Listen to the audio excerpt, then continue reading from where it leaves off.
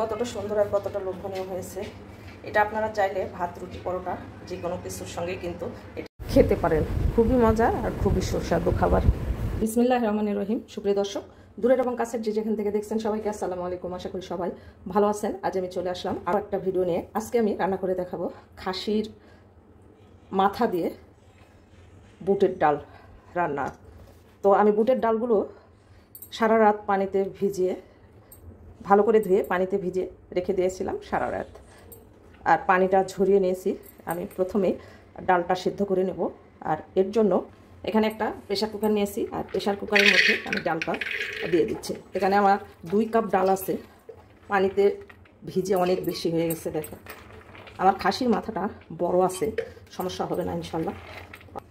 বড় খাসির মাংস প্রায় 1 কেজির উপরে হবে মাথার মাংস। আমার ডাল হাফ কেজি।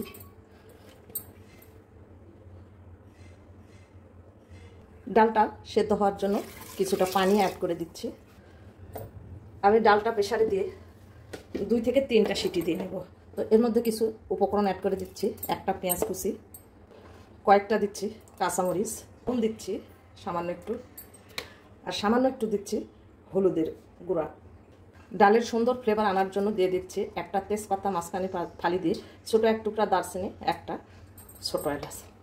এখন ঢাকনাটা লাগিয়ে চুলায় বসিয়ে ডালটা সেদ্ধ করে নেব। 2-3টা সিটি দেবে। একেবারে বেশি সেদ্ধ করে ফেলা যাবে না, কারণ মাংসের মধ্যে দিলে তখন কিন্তু আবার সেদ্ধ হবে। তাই চেষ্টা করবেন খুবই অল্প সেদ্ধ করতে। ডালটা সেদ্ধ হওয়ার জন্য চুলায় বসিয়ে দিয়েছি। এখন আমি মাথার মাংসটা মেখে নেব। এর জন্য এর মধ্যে দিয়ে দিচ্ছি 1 কাপ পেঁয়াজ কুচি, 2 চামচ দিচ্ছি আদা আর রসুনের পেস্ট একসঙ্গে বেটে রেখেছি, লবণ দিচ্ছি স্বাদ মতো। যেহেতু ডাল দিয়ে রান্না করব তাই লবণটা একটু বাড়িয়ে দিলাম, পরে লাগলে আরও দেব। শুকনা মরিচের গুঁড়া দিচ্ছি 2 টেবিল চামচ, হলুদের গুঁড়া দিচ্ছি 1 চামচ, ধনিয়া গুঁড়া দিচ্ছি 1 চামচ, জিরা গুঁড়া দিচ্ছি 1 চামচ,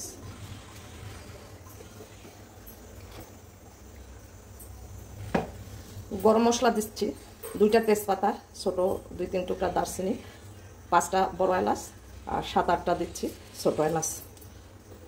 সরিষার তেল দিচ্ছি হাফ কাপ। যেহেতু মাথার মাংসে তেলটা খুবই কম থাকে তাই তেলের পরিমাণটা একটু বাড়িয়ে দিবেন। মাথায় নিচ্ছে একটা খুরচুন দিয়ে। মাথার মাংসে অনেক হাড় থাকে, হাত দিয়ে মাখাতে গেলে হয়তো হাড়টা কেটে যেতে পারে, তাই আমি একটা খুরচুন দিয়ে মাথায় নিচ্ছি।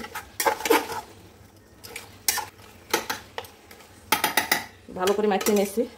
এখন আমি এনা দিয়ে ঢেকে রেখে দেব। তারপর আমি আপনাদের মাঝে ফিরে আসব। 30 মিনিট পর আমি ফিরে আসলাম। আর দেখেন মাংসগুলোর কালারটা কত সুন্দর হয়েছে, আর পানিও অনেকটাই বের হয়ে আসছে। তো মাংস থেকে কিছুটা পানি বের হবে। আমি বারবার মাংসে পানি ইউজ করবো না, তাই মাংসটা সেদ্ধ হওয়ার জন্য আমি পানি অ্যাড করে দিচ্ছি 1 কাপ পরিমাণ। আর এটা ঢাকনা দিয়ে ঢেকে ভালোভাবে বলকটা উঠে আসা পর্যন্ত রান্না করে নেব। চুলায় বসিয়ে দেব। বেশ কিছুক্ষণ ধরে আমি কষিয়ে নিয়েছি। দেখো ঝোলটা কিন্তু টেনে গেছে। একটু ঝোল থাকতে অ্যাড করে দিচ্ছি এই যে বুটের ডাল। ডালটা মনে হচ্ছে এই যে সেদ্ধ হওয়া। এখন ডালটা দিয়ে কষিয়ে নেব ভালো করে। মাংসের সঙ্গে নেড়েছে ভালো করে কষাতে হবে, আর হাই হিটে রান্না করতে হবে, তাছাড়া কিন্তু ডালটা বেশি সেদ্ধ হয়ে যাবে। সব মশলা দেওয়া আছে আমার, শুধু লবণটা চেক করতে হবে। লবণটা চেক করে নিচ্ছি, একটু লবণ লাগবে। আমার সব উপকরণ ঠিক আছে, শুধু লবণটা একটু কম আছে, তাই লবণটা আমি আরও হাফ চামচের একটু বেশি লবণ অ্যাড করলাম। আর এখন ঢাকনা দিয়ে ঢেকে বারবার নেড়ে চেড়ে কষাতে থাকবো।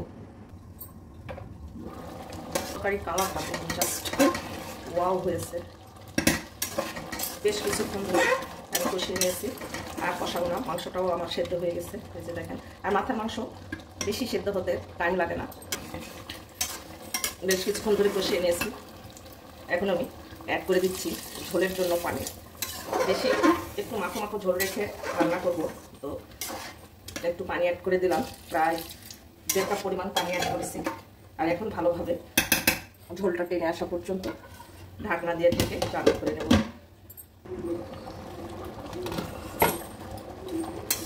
বেশ কিছুক্ষণ আমি রান্না করে নিয়েছি, আর ঝোলটাও টেনে গেছে, আর ডালগুলো দেখেন কত সুন্দরভাবে ভাঙা ভাঙা হয়েছে, একেবারে গলে যায়নি আবার ভেঙেও যায়নি। এই যে দেখেন কত সুন্দর ডালগুলো সিদ্ধ হয়েছে, এই যে দেখেন। আর এত সুন্দর একটা ফ্লেভার আমি পাচ্ছি, উপর দিয়ে তেল উঠে আসছে, একটু লক্ষ্য করলেই বুঝবেন। এগুলো থেকে তেল ছেড়ে দিলে চুলার জালটা যখন আমি বন্ধ করে দেবো। আর যেহেতু ডালের তরকারি একটু ঝোল রেখে রান্না করলে খেতে ভালো লাগবে, কারণ চুলার জালটা অফ করে দিচ্ছি।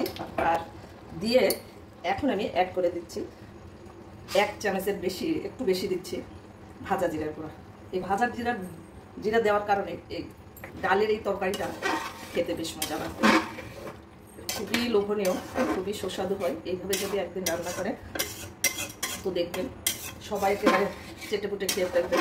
একদিন হলেও বাসায় এভাবে রান্না করবেন, রান্না করে কমেন্টে জানাতে আমাকে একদমই ভুলবেন না। এরকম মজার মজার আর নিত্য নতুন রেসিপিগুলো পেতে চ্যানেলটা সাবস্ক্রাইব করে পাশে থাকা বেল আইকনটা ক্লিক করে রাখবেন, যেন নতুন কোনো ভিডিও ছাড়ার সঙ্গে সঙ্গে নোটিফিকেশান সবার আগে আপনার কাছে পৌঁছে যায়। আমি সার্ভিং ডিশে সার্ভ করে আপনাদেরকে দেখাচ্ছি। একটু লক্ষ্য করে দেখবেন যে তেলগুলো কিন্তু উপরে উঠে আসছে, জানি না ক্যামেরাতে কতটুকু আসছে। সার্ভিং ডিশে সার্ভ করে নিচ্ছি, আর দেখেন আমার বোর্ড দিয়ে ডাল রান্নাটা কেমন হয়েছে অবশ্যই আপনারা কমেন্টে জানাবেন।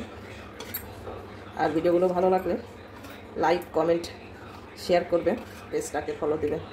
একদিন হলেও আপনারা বাসায় ট্রাই করবেন, আর ট্রাই করে কমেন্টে জানাতে একদমই ভুলবেন না। এরকম মজার মজার আর নিত্য নতুন নতুন রেসিপিগুলো পেতে আমার চ্যানেলটা সাবস্ক্রাইব করে পাশে থাকা বেল আইকনটা ক্লিক করে রাখবেন, যেন নতুন কোনো ভিডিও ছাড়ার সঙ্গে সঙ্গে নোটিফিকেশান সবার আগে আপনার কাছে পৌঁছে যায়। আর যারা ফেসবুক থেকে দেখবেন প্লিজ ফেসবুক পেজটাকে ফলো দিবেন, লাইক কমেন্ট শেয়ার করে আমার পাশে থাকবেন। আমার জন্য এবং আমার ফ্যামিলির জন্য দোয়া করবেন। আপনাদের সকলের সুস্বাস্থ্য এবং মঙ্গল জীবন কামনা করে ভিডিওটা আজকের মতো এখানে শেষ করছি। ভালো থাকবেন সবাই, দেখা হবে পরবর্তী ভিডিওতে। আল্লাহ হাফিজ।